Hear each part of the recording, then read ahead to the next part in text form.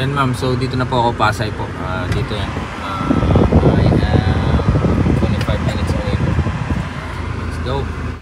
Alright, so ito mga kaibigan, ito yung IBF belt na in-order namin para sa laban ng Carl James Martin ngayon pong araw. Ito yung mapapakita ko lang, gusto ko lang ipakita sa ating mga fans kung ano yung mga behind the scene sa isang boxing event, kasi karamihan sa atin nakikita na lang, ready-made na nandiyan na, show na, pero yung mga taong gumagalaw behind the scenes, ito po ang mga eksena lagi dyan. Yan. Mark Anthony lang tayo po, sabi ni Ma'am Mary, ano ba yun?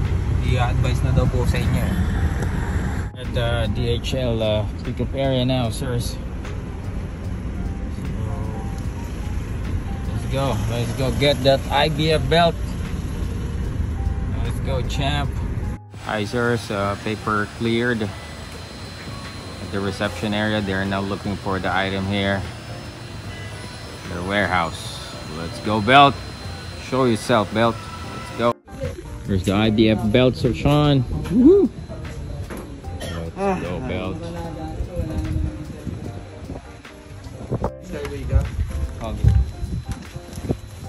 Alright, Sir Sean, this is the IBF belt. Woohoo! Sean Gibbons, Macau Diamond Residence. Let's go, Carl James Martin. Gotta win this one. Woohoo! Let's go, champ. Hi, Sir Sean. So here's the driver. We already got the belt here, and they will send this to the place of Carl James Martin's sister, Ma'am JL. So let's go. Tsaka sir, ako na din magbabayad para hindi na sila magbayad.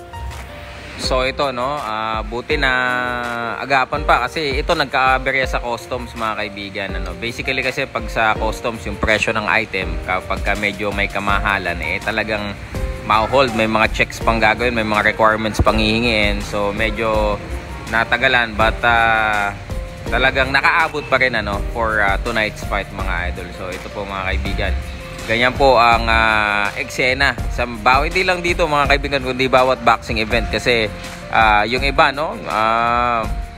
kumbaga hindi binibigyan ng credit or pagkilala yung mga taong gumagalaw sa likod, pero actually mas yung mga yan mas haggard yung mga yan yan ang mga nag-organize mga. So yun lang, ito na yung belt. Bye bye belt, at sana ay makakating ka ng ligtas sa iyong paparoonan. Ito po mga kaibigan, Silver Voice TV, nagugulat. Hey! Alright, so nandito na kami sa World Trade Center at surprise ang number ni Billy dito. Si Billy ang huling champion dito ng Wobis Kid Idol. So ito siya. Yan. So surprise sa performance Billy.